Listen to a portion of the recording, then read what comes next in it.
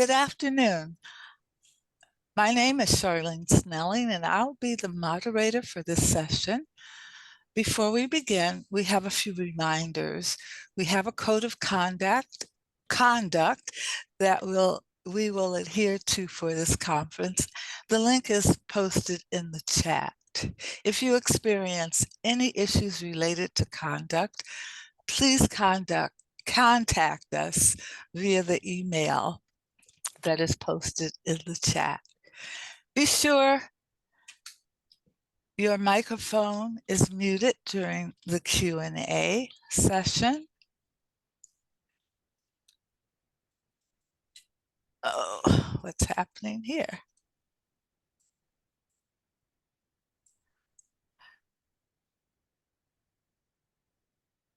This session is being recorded.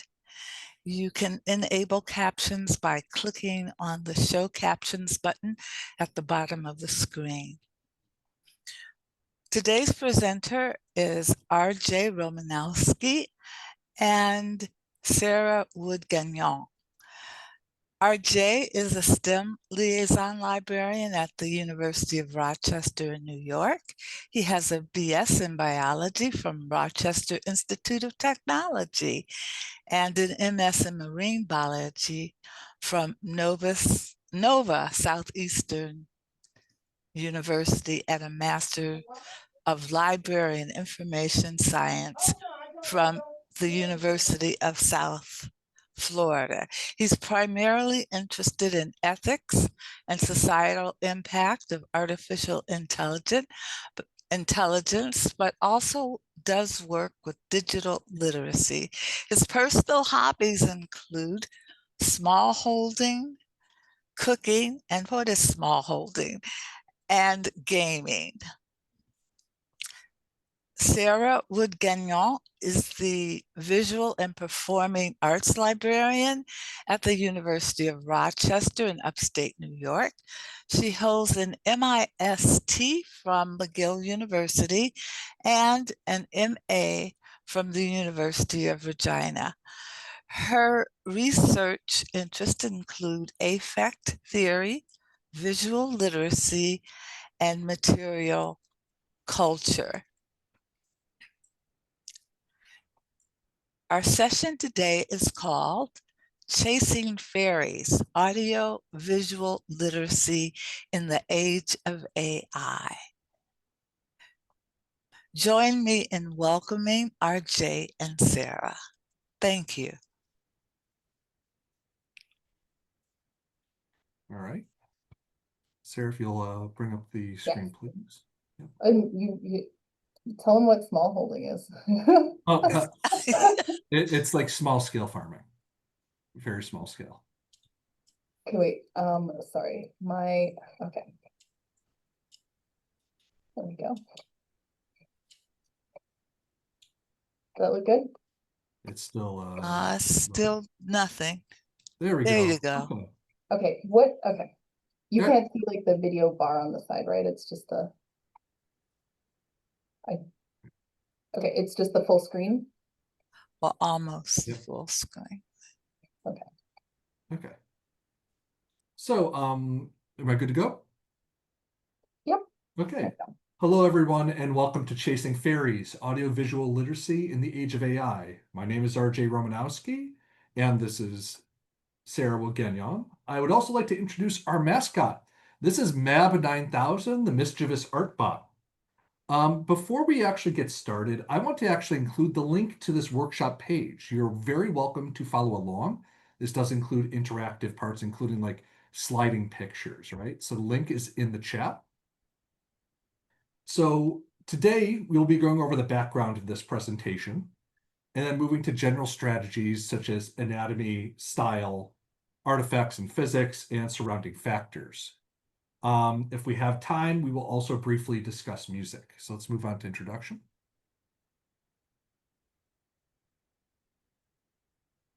Okay, I'd like to begin by explaining why we're calling this workshop Chasing Fairies. In this Mastodon post, user Urkayan remarks, "It's funny how recognizing AI art nowadays is just the same old rules as recognizing the Fae in old tales. Count the fingers, count the knuckles, count the teeth, check the shadows, and under no circumstances should you make deals with their kind. While we were preparing a lecture version of this talk, we realized how accurate and funny this was. Hence, chasing fairies, learning to recognize the unfamiliar, hiding within the familiar. We should also discuss the expectations of this workshop. For starters, we believe that most of the discussion around generative AI has been focused on ChatGPT and other large language models. If you are coming here looking for information on detecting AI-generated text, you will walk away disappointed. We are focusing instead on audio and visual media. That's art, photography, videos, music. We also want to stress that these are not perfect solutions or silver bullets. There's no magic button we can press that says this item is or isn't AI generated. No cold iron for our AI fairies. This is a rapidly evolving technology that's been improving steadily since its release. So what works for this talk may or may not work a year in the future. I also want to state that we designed this with the average person in mind. You will not see us discussing noise patterns, JPEG compression rates, or anything that requires you to boot up the newest version of Adobe Photoshop and stare at pixels for hours. Because trust us, we tried that, and it's a pretty dubious value anyway. That sort of analysis simply isn't feasible for the average person. Our goal is to provide practical, low-barrier methods that anyone can pick up. As a result, we've designed this so that attendees can reuse most of this workshop. We do recognize that some of these techniques will become obsolete rapidly. However, we think that simply throwing up your hands and saying it's useless to even try isn't constructive. What may work today may not work tomorrow, that's true, but it may help provide the framework for future techniques. Ultimately, we've learned that there's simply no substitute for honest practice. This means not only actively looking for AI images, but generating them yourself, applying the lessons we've learned. There's really nothing quite like critiquing your own work, too. So if using the AI art generator does make you a little queasy, there are other resources we can point you towards to help you out. And finally, since this is a workshop, we'd like you to feel free to interrupt and ask questions, though we do ask you if they are longer, more involved questions, to ask them towards the end of the workshop when we have more time. Okay, so why should we care? The first reason that we care, we are the product of untold tens of thousands of years of genetic, societal, and cultural evolution. On the flip side, we've only got a few decades of super powerful technology under our belt. We haven't really had time to adjust. We don't have the defenses to deal with lifelike yet false images. When we deal with AI-generated media, we are not just fighting against that, we're fighting against the inertia of human evolution in a radically different data age. Everything we used to know is wrong. Because manipulation is happening. These tools are being used to spread misinformation and scam people. The scary part is there's a study by Ruffin, Wang, and Levchenko at University of Illinois, Urbana-Champaign. It found that these manipulations are very effective. People aren't very good at noticing manipulated images, and even when the manipulations were explained to them, people tended to double down on their initial reaction to the image because first impressions matter. The next is a concept of the digital divide. For those of you who don't know what this is, it's the difference between the haves and the have-nots. People who know how technology functions, who can afford an internet connection, who have experience working with computers. Most people are on the wrong side of that divide. It makes them exceedingly vulnerable to being manipulated. I also want to take a brief moment to talk about some other ethical issues. While we have been discussing more nefarious uses of GenAI, we want to recognize that people are using them for innocent purposes, but these generators still have a slew of ethical problems baked in, from potentially violating the copyright of artists to the enormous power and water usage. And there's even a shadow child labor market. If you're interested in an overview of the ethical problems of this technology, please contact us or refer to my Gale 2024 talk on this subject. And here you can see some real-world examples of disruptive AI-generated images. And now I'll hand it over to my partner, Sarah. And please feel free to open up the link to this presentation as well too, and just flip through things yourself here. RJ, do you want to pop it in the chat? Yep, I popped in the chat again, so feel free to. Oh, yeah. Okay, so we're gonna start with probably like the easiest one, anatomy. I'm sure you've encountered the classic fingers and toes thing that also that tweet mentioned. I'm gonna start off with we're gonna show you some pictures and just like a brief explanation of an example here. So here we've got a group of fairies, and the more subjects there are in a picture, the more errors the AI generator usually ends up including. So there are numerous anatomical anomalies here. Fingers, toes, teeth, and eyes are often mangled by art generators, and this is no exception. Here we have some that are tagged. There we go. Here's another one here. Of a little girl. Well, this looks like a cute piece of digital art. If you look close up, you can see some anomalies in her teeth. I wonder if I can zoom in on this one. No, but if you have it open in your own window, you can zoom in more. So her teeth are sort of unusually jagged, even for like a young girl. And her hands are clasped weirdly. There's a few more fingers there than are natural. Here's another one here. So the vacant and cold, empty eyes of the high-fiving friends is a common sign of AI art. Also eyes looking in different directions too. You can note the young man's teeth, they're merged together, and the girl doesn't have a philtrum above her upper lip. And then there's sort of an impossible sort of like flex to her hand and wrist. You can see here.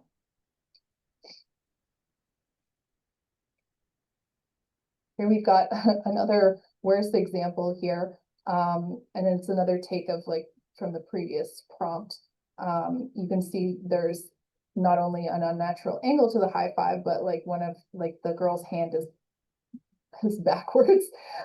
There's also a lengthening of the young woman's forearm in comparison with her upper arm. And you can see like her glossy eyes, and they aren't looking at each other, which is very difficult to do when high-fiving. And the young man also kind of has like a cartoonish sort of look to him.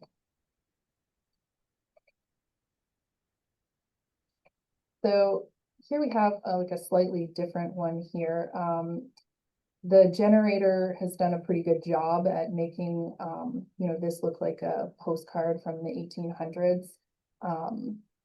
But if you look at the leaves of the trees, they're not the right scale compared to the size of the squirrel. Like they're human size, not squirrel size. So here, this one is really interesting. GenAI is very good at individual headshots, particularly of famous individuals who have a lot of images to use for training. Jennifer Connelly is a really big one, actually. In case you need to resort to biometrics, comparing specific facial features and markings is a good way to go. In the real image of Jennifer Connelly here, you'll notice the freckle on her upper lip. Here, I'll just go backwards here. That's missing from the AI image here. See, it's like this one's I think like pretty good and pretty difficult. Sometimes you can compare ear shape. It's harder to see her ears, and they look pretty good here. You might want to note though too that Photoshop and Facetune can make actual images look pretty glossy as well too. So there we go. I'm going to take it off too. We're going to do a little interactive bit, so like a quiz here.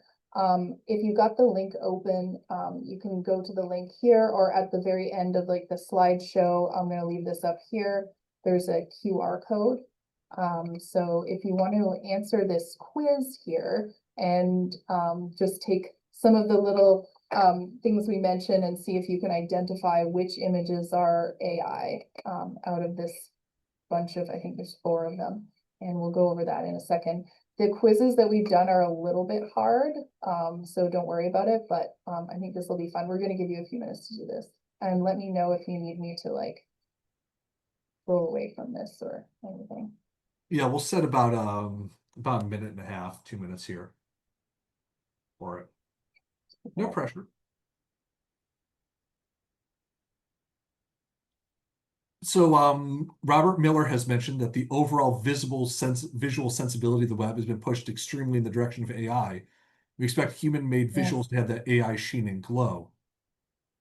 Some of that's just because it's sampling off of filters, Photoshop filters, Instagram, right? Some of it's because it's Frankensteining. It's all based on the training data. So now we've got another. You see question 1, but no figures. If you open up the quiz, the quiz link is just to which ones you think are the case. Keep the sway open. Sorry. Oops, yeah, sorry about this. Here. I think like the idea was that hopefully like people could look at them on it, but I'll just keep filtering through. Just in case like you don't have it open. So here. RJ, you can keep mentioning questions. I'll just keep. Yeah, right now it's just but yeah, so it's definitely, these are all amalgamations of the training data. The training data has been taken from all over the internet, scraped everywhere, right? So it is going to start building. Yeah, yeah, you should be able to click back and forth in the image above the quiz link. Yep, it is family of 3, redhead girl, family of 4, and then headshot.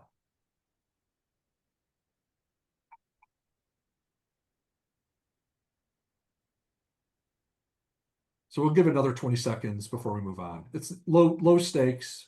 Yeah. Yeah,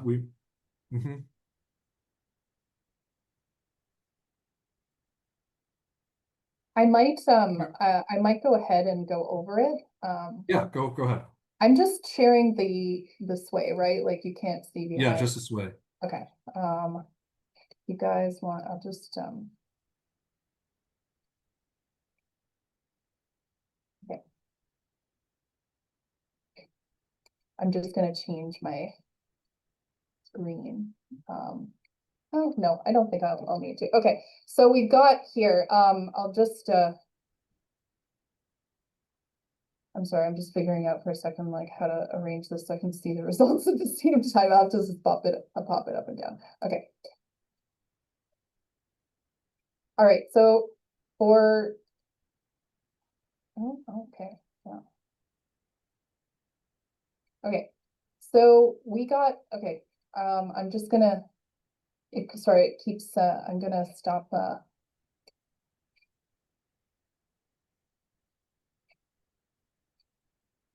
sorry about this delay here. Okay, everyone stop responding. I'm gonna start reading out the responses now. Okay, so we got 53 responses in total, and figure 1 got 32 responses that it is AI, and you are correct. You can see here the details on the woman's hand, on the child's shoulder, the wonky earring in the little girl's ear, and some of the buttons here on the shirt fronts are not, they're not quite right. And then this redhead here, we had 15 people or 16 people say that she was AI, but she is in fact real. And this group here, we got another response. We got 45 people saying that it was AI, like the highest amount out of everyone. And yeah, this one was like, I think it was harder than the first one. So I'm surprised that people got it. But you can see on the little girl's dress, there's like half a bow detail and a little bit of a weird collar too on the yellow dress. And of course, like another classic wonky hand of the gentleman here holding the baby.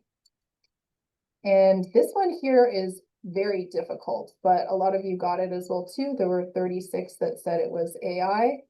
And it is in fact AI. You can see his teeth are a little bit blurry there, and there's a bit of an artifact around his hair. He's got like a halo there. So good job, everyone. We're going to move on to style now. All right, so style's a bit harder to get your head around, but once you start looking at enough of these images, you'll start to see trends, and that's because these generators, they tend to have certain stylistic artifacts in common, or they might actually have a lack of a style. Okay, so let's go down a little bit to our first image. This is the fairy meditating and the woman meditating with fairies in the woods.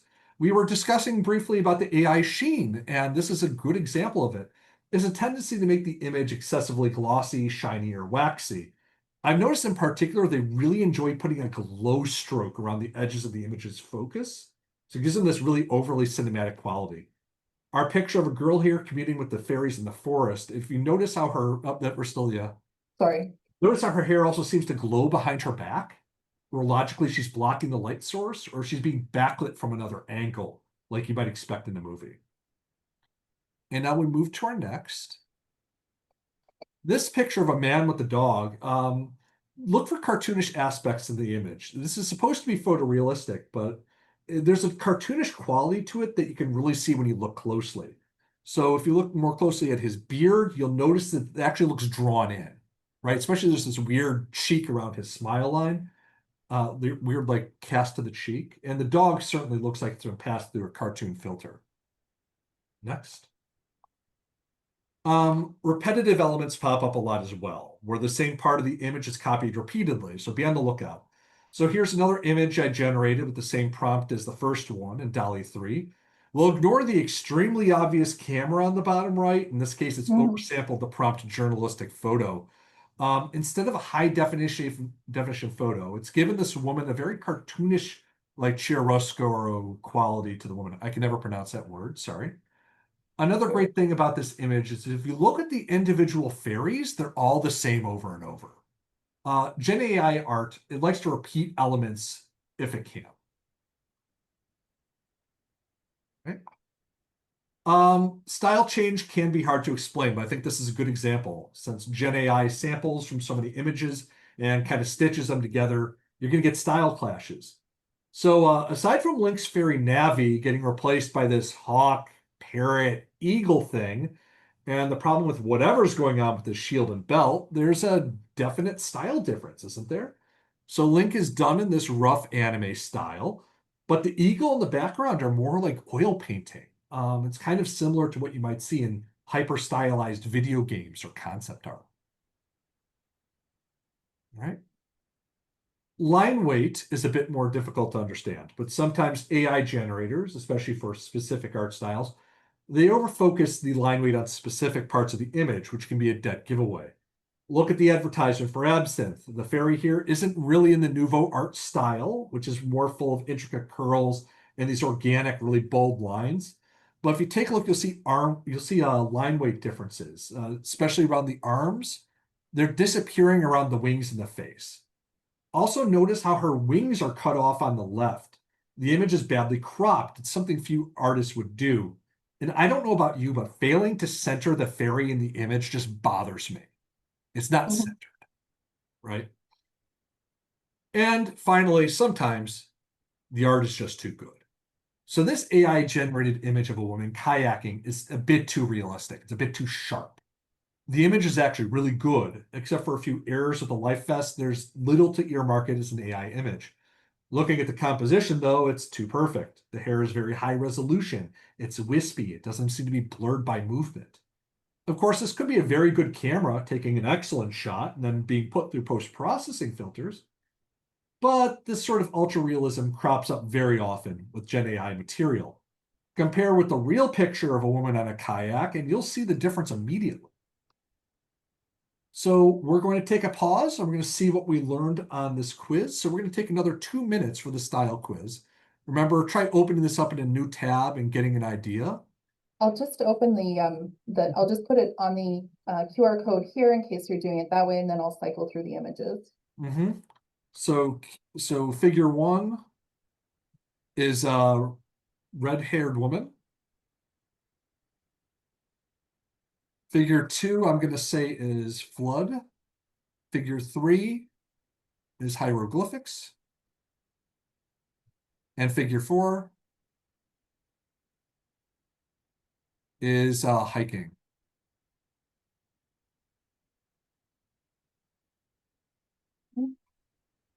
Let's give it a few minutes. Yep. Maybe a little less this time to keep it down.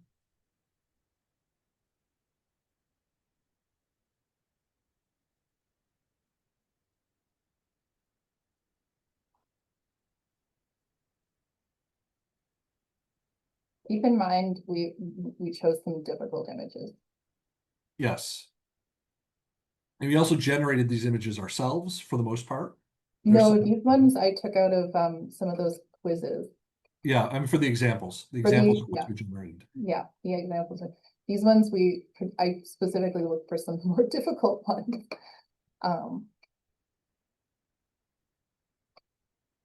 Okay.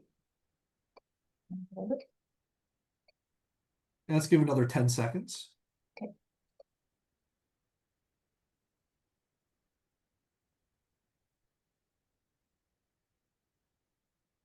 All right, Sarah, take it away. What do we got? Yeah.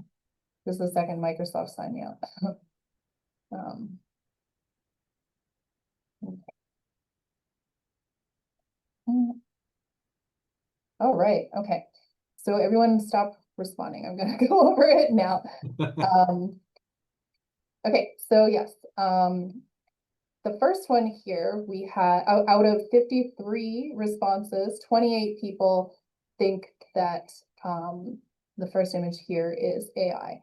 And you are correct, although this is like a very difficult one.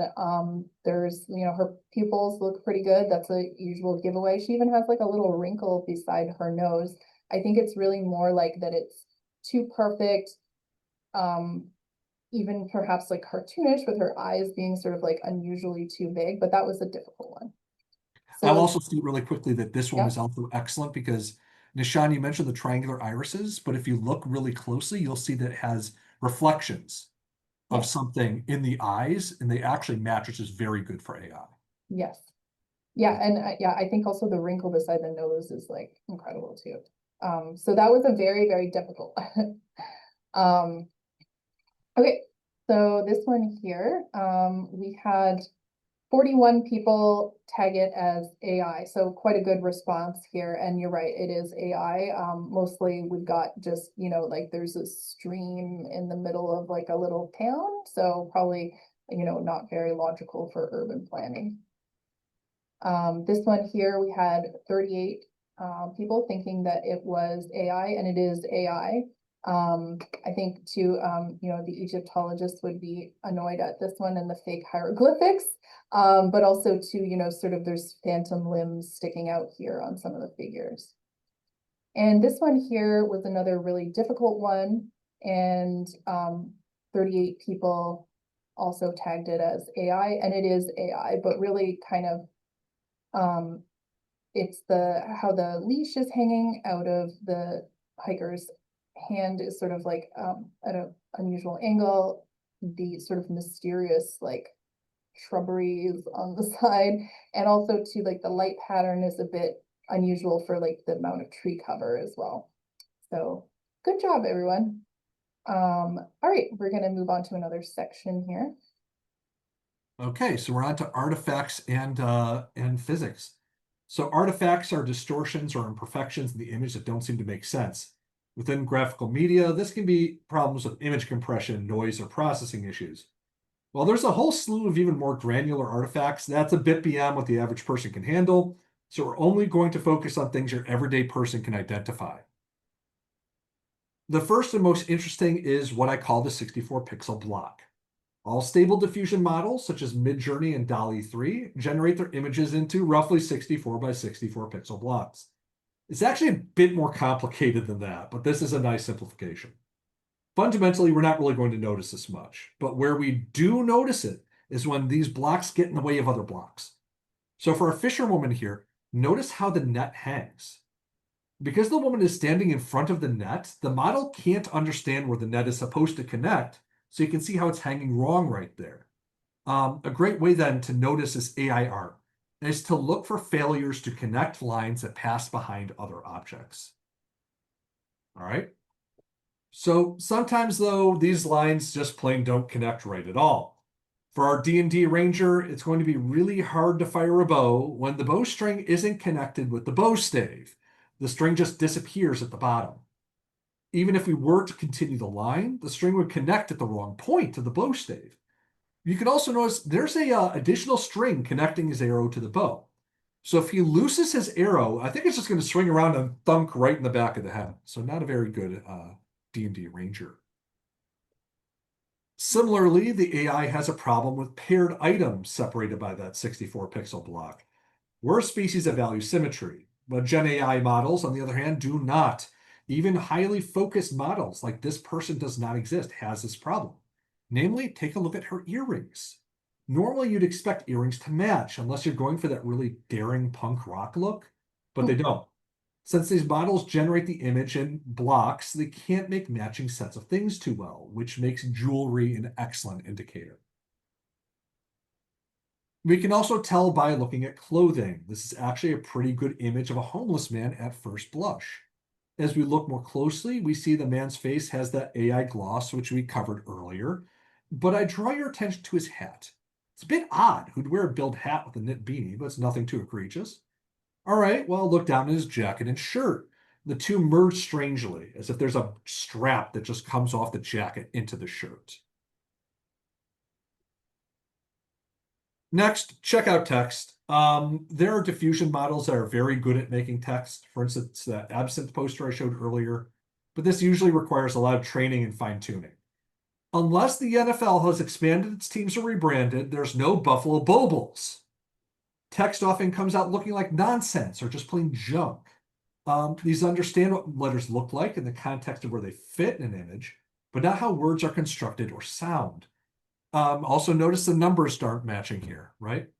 So even with the previously mentioned very advanced models, it also pays to check in the far background of the image, because if it's not in the forefront, the AI will get lazy with the text. Now we're going to move on to physics. These are errors that AI generates because it doesn't know how the real world actually works. So they don't understand light, water, or wind. They're just combining different pieces of art together in the way that makes sense to the machine. For shadows, let's look at this image of a man walking down the street with a guitar. It looks like the cover of a country album, doesn't it? If I draw your attention down to the shadows, do you know what's missing? We don't see the guitar.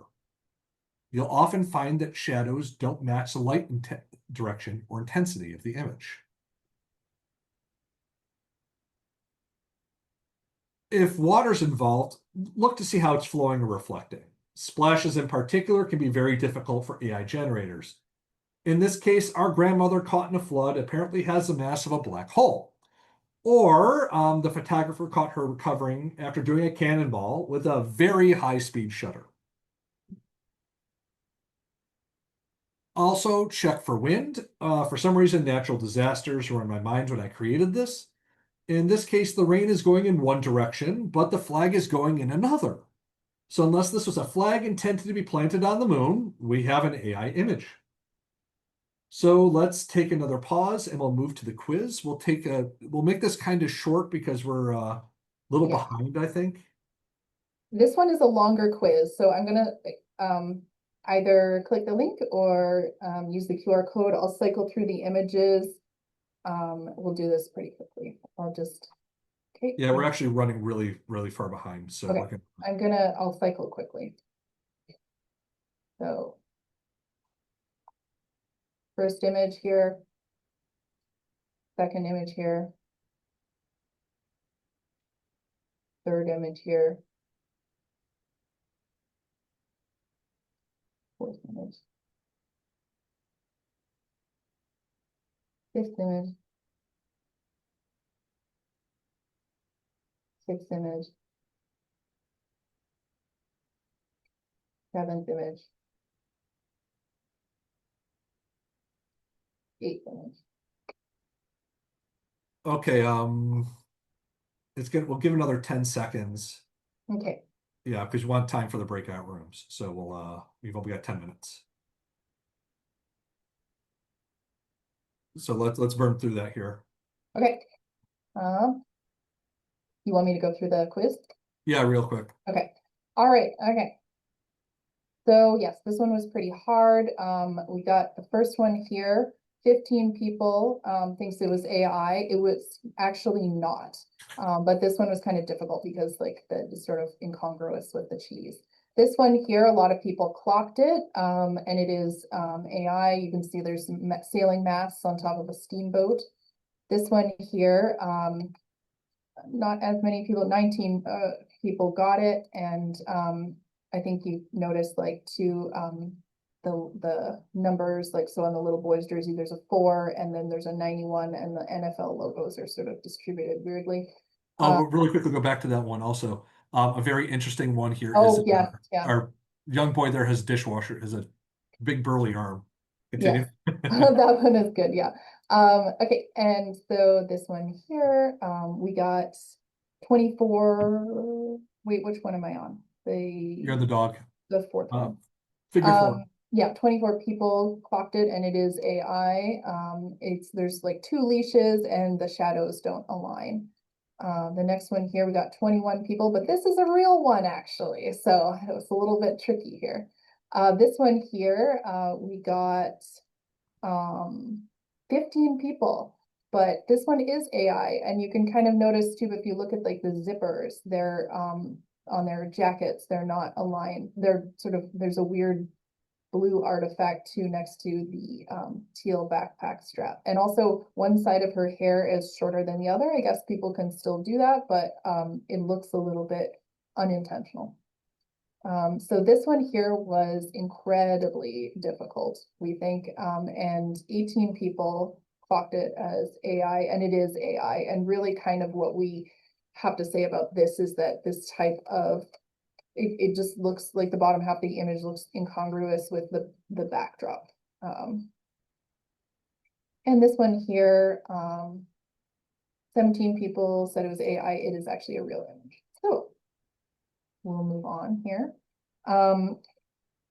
Here's where we get into some of the identification strategies that can be used on all forms of AI. I think this is sort of the fun bit, part really, and it may end up being the most important strategy in identifying AI material in the future as quality keeps getting better and anomalies become more scarce.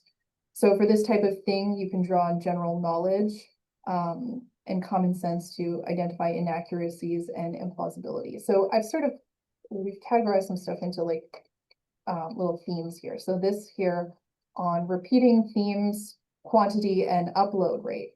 So part of what makes AI so dangerous is the speed it can generate material. However, the little common sense we can use that to identify AI images, aside from, you know, the implausible image of an elderly Pope Francis breakdancing, the fact that there are 4 pictures is a common output format for AI generators, which, you know, provide 4 in a block.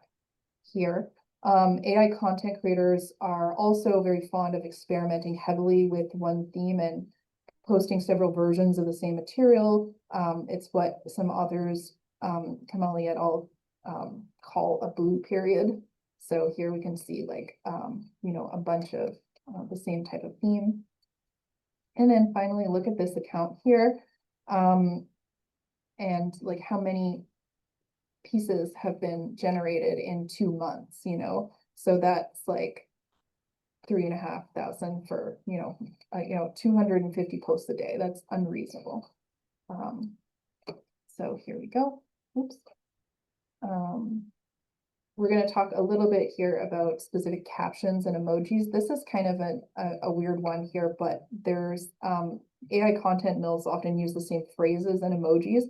So in this picture, the phrase "made it with my own hands" and like a smiley face is often seen repeated. Like there's a lot of these type of AI slop images on Facebook in particular. And when that isn't proof, like you can see that the little boy has like 3 arms here. Here's another one too that we sort of noticed is a lot of AI material has these sort of like sparkle emojis. They kind of look like the Gemini icon here. And we don't know if it's, you know, like it's actively trying to signal AI or if it's just like an artifact that like people have been missing, but it's something we've kind of noticed. Yeah. So I want to talk to you about, you know, mixed AI media here. So the AI content mills will use as much AI as they can to automate their process. And this, so you'll see AI music or videos with AI images here. So this one here is, a YouTube page with a bunch of jazz songs, pairing them with AI art and captions. So they too have a lot of content. They produce something every week, really. Here too, I went and looked at their Spotify page, and all their songs here tend to be of a similar length, and jazz songs are typically longer than 3 or 4 minutes, really. And then here's another just screenshot from one of their YouTube videos, and you can see the classic AI text garble there, amongst some other things. And Sarah, we have 5 minutes left, actually 4 minutes left. So maybe let's open this up to we're gonna have to skip the breakout rooms and music. Okay. Let's open this up to questions. Why don't I read through the last bit here quickly? I'll just wing it. So here I just want to show too, there's often too there's been some stuff with historical fabrication. So here's fake photo of Henry Ford on a fake vehicle. Some alleged Nazi excavations in Antarctica, and another archaeology one. And this was when the California fires were going on. They had this Hollywood sign, even regardless of the typo in the sign, it still sort of caused some panic. And this is a real image of Gaza that was, they used landmarks here to verify that it was real. So that's another issue too, is real images being accused of being AI.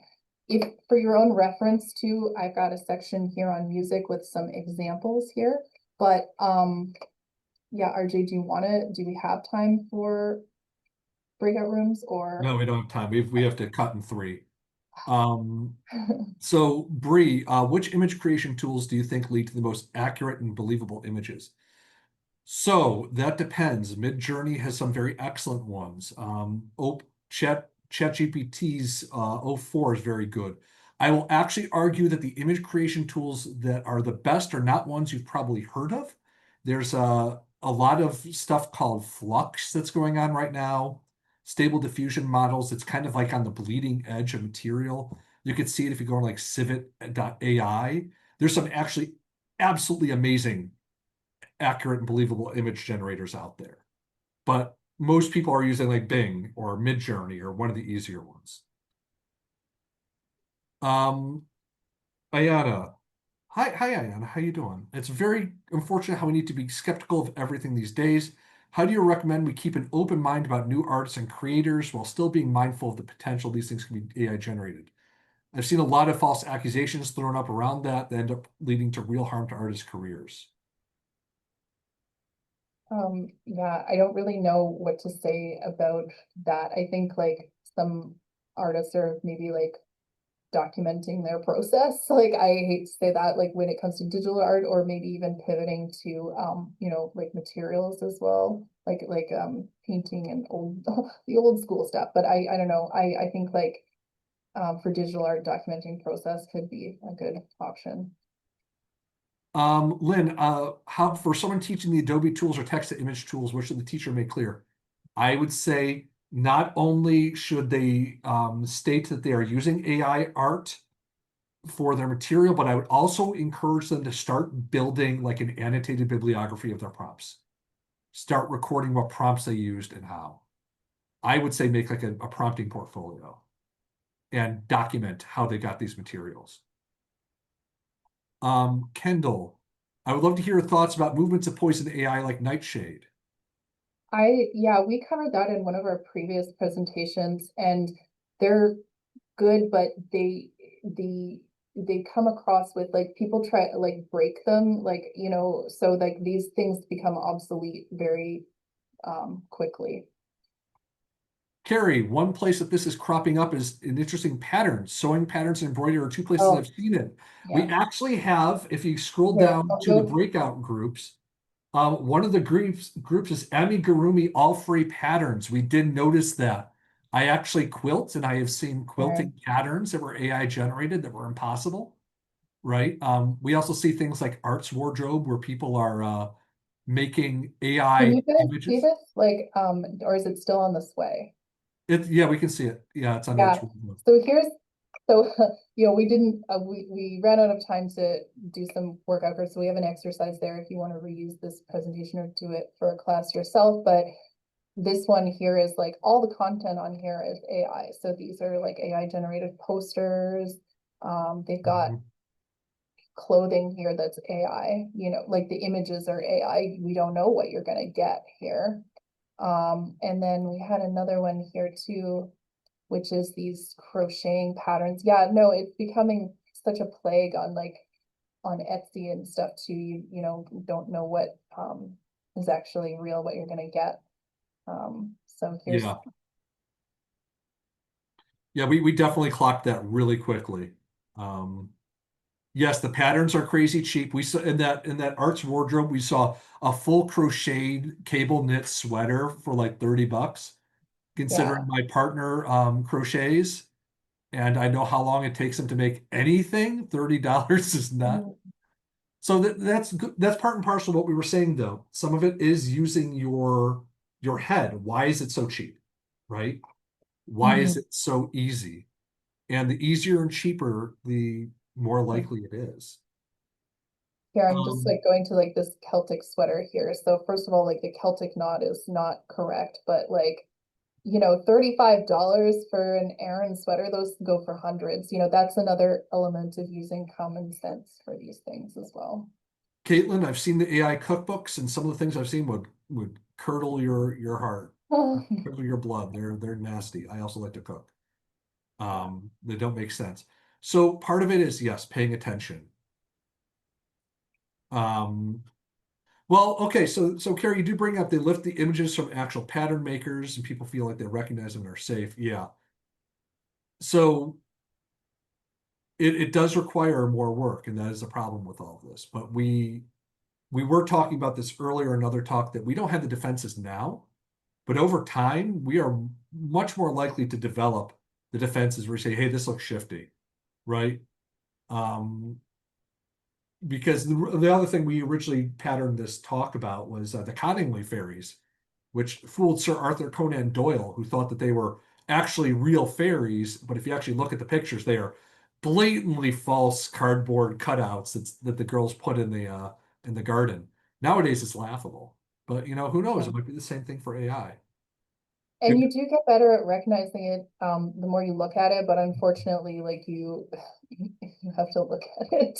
Like there's the rub. But yeah, no, it's and I think also too, like taking the time to examine something and examine surrounding factors, captions. Like if you're curious, always look at a caption because often it'll actually say it's AI or something else will tweak you on. Or the comments, like sometimes.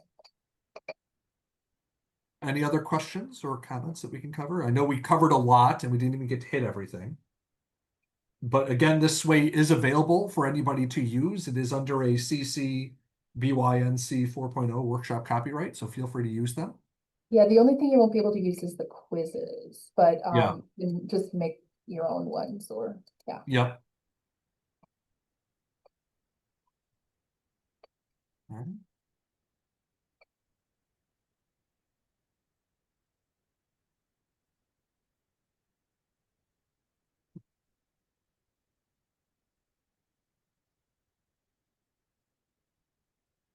Thanks, Okay. Kyle. You're very welcome, Lori. Thank you. This was a very interesting presentation. I learned a lot and flunked the quizzes. Oh no. Well, they Well, were just keep hard. practicing. Yeah. Yeah. If you look at the bottom, there's also a link where you can practice yourself with the AI or not. And RJ and I still too, like some of those quizzes are so hard that like we've been looking at this stuff for a long time and like, yeah, we get sometimes like, what was it? Your rate on that really hard one? Like it was like 50% or something I or think my best my I'm around 60. yeah. Yeah. But it does get easier. It does get Yeah. easier as you go through. Okay. Thank you very much. Thank you very much, Thank everyone. you, Presentation, everyone. the slides and presentation has been recorded and will be available. All right. Thank you very much, everyone. You have a wonderful day. Thank you. Take care.